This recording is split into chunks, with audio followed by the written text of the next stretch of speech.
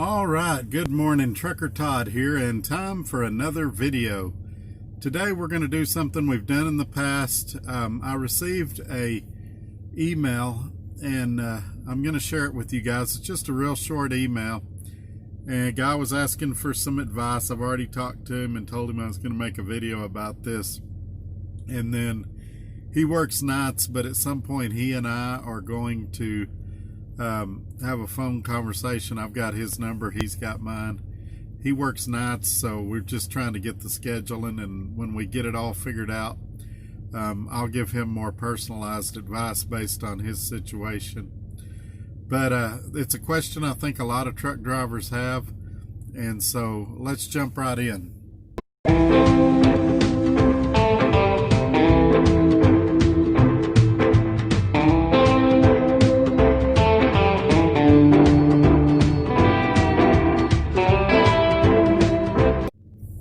Okay, here we go. Let's read this email and then we'll discuss it as we go through.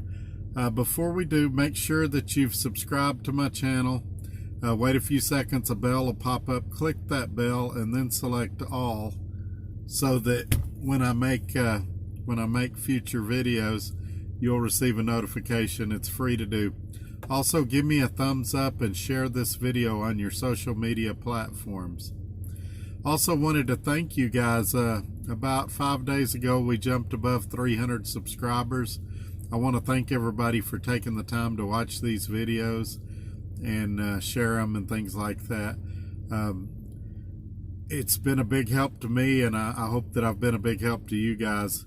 I know when I was in the deal with Pilot Flying J, we were working all that out. They said, wow, you really know your stuff. You really know your numbers. And I told them that I had to, that the guys that watch my channel are really smart and they ask tough questions, and I have to do my homework so that I don't look like an idiot when they ask questions. And so I appreciate y'all for watching and for making me a better driver, and if I haven't thanked you before, I'm thanking you now. All right, let's jump right in. I've wasted enough time. Mr. Todd, thanks for all the videos and the honest truth. I've been a company driver in the oil field for 7 years with the same company. They are now offering owner-operators to come on and pull crude trailers. I want to jump in and buy a truck. Should I lease from a dealer or buy? How much money do I need to put back for repairs? Any info would be great, thanks. I live in South Texas and would prefer staying local. Not many lease purchase plans available local. Thank you for the info. All right, couple things here. I like that he's got 7 years experience. There's a lot of companies out there right now that they send you to truck driving school. One of them I can think of right off the top of my head is Prime Inc. in Springfield, Missouri. They send you to truck driving school, and while you're in truck driving school, they immediately start pushing their lease purchase on you. Now, in this video, I'm not going to debate whether lease purchase is good or bad. In most cases, with most companies, I think it's a horrible idea. There are very, very few good lease purchase programs out there. Most of them are designed for you to fail. And so in most cases, I do not recommend lease purchase. Now, here at Roadrunner, I've done very well on lease purchase. At a couple other companies, I did very well on lease purchase. But here's the deal, and I was explaining this to a guy the other day. If you're going to do a lease purchase, do a short-term one. And why? Well, the odds of you lasting 2 or 3 years at a company are a lot greater than the odds of you lasting 7 years at a company.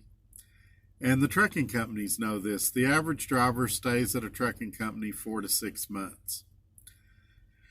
So if you're not in a walk-away lease, and I realize a lot of companies do offer walk-away leases, but if you're not in a walk-away lease, you're going to have something that's going to appear on your credit. Now, I realize that if you did a lease purchase, your credit might be bad to begin with, or It may have a couple of dents in it, but nothing like the dent that a $80,000 or $100,000 truck is going to put on your credit.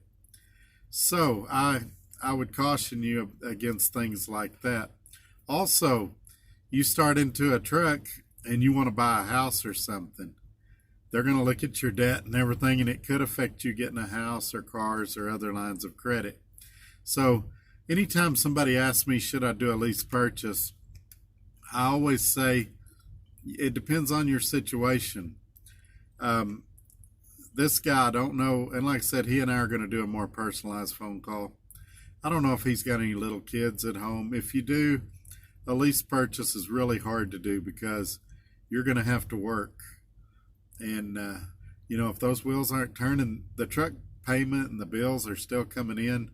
But if you're not generating revenue, you're digging a hole. And I've seen it sink a lot of people because they get hungry for the freedom. And then when they get the freedom, they get so far in the hole that they just lose everything. And a lot of these lease purchases, when you start there, you need to hire 2 lawyers, a bankruptcy lawyer and a divorce lawyer. And so I don't know. The thing that worries me about this guy's situation is the oil field. I would definitely want, if he's going to do a lease, I would definitely want a shorter term lease because, like, for example, in Lubbock, I live close to the oil patch. Midland, Odessa is about 2 hours south of me. They have companies that do lease purchase for the oil field, but the oil prices will drop or something, and then the work's not there and the guys lose their truck, and then when it comes back up, the company releases the trucks. And so I would want to do either a short-term lease, or I'd look for an older truck that I could pay cash for, and something along those lines. As for going for a dealer, like I said, a lot of that depends on your credit, how much money down you've got. I mean, you're going to need, I'm going to say, probably 20% down at a dealer. And so if you're looking at, for round numbers, a $100,000 truck, you're going to need $20,000 down. For a lot of guys, that's unattainable. I'm assuming that this guy's not wealthy, that he's an average guy, because he asks how much money does he need for repairs and things like that. So that's what I think about that. As far as how much money do you need for repairs, I get asked this question a lot. The honest truth is you need as much as you can get. You might remember that international I had. It was going to cost $40,000 to fix it. So there's not really a set number, but the more you can get, the safer your business is. And a guy was trying to debate me about that earlier this week. And I'm in an REL lease, which is Roadrunner Equipment Leasing. It's their internal company, and he's in an outside leasing company's deal. And he was telling me how great his deal was and all. And I said, well, the one big advantage I see for mine is that if I got in a bind, Roadrunner's a lot more likely to help me with the repairs, i.e. finance them or something like that, than what your leasing company is. He says, oh, yeah. But he said, I just had to pay $600 out of pocket because my maintenance account was empty and the leasing company wouldn't help me. And basically he was telling me that I'm not an owner-operator and that he is, even though we're both leasing our trucks. And I may do a video about this starting next week. I think I will, because there's a lot of controversy over what an owner-operator is, who really owns their truck and who don't. And I may do a video about that the first part of next week or the middle part of next week. But anyway, I tried to explain to him, and I don't think he ever got what I was saying. My phone just went off. I don't think he ever got what I was saying, but he's one repair away from being done. And I guess that's true for all of us. But in his case, really, he really struggled to come up with that extra $600. And he has a warranty, but it's obviously not all inclusive because he's paying out of pocket. His maintenance account is gone. And so that's what I've got to say about that. I'll do a video and we'll talk about why someone is an owner-operator, why somebody is not an owner-operator.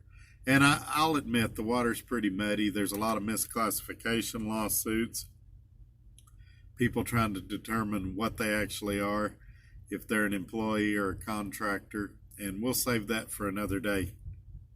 But I don't want to discourage this guy at all. If he wants to become an owner-operator or a lease operator or whatever, that's great.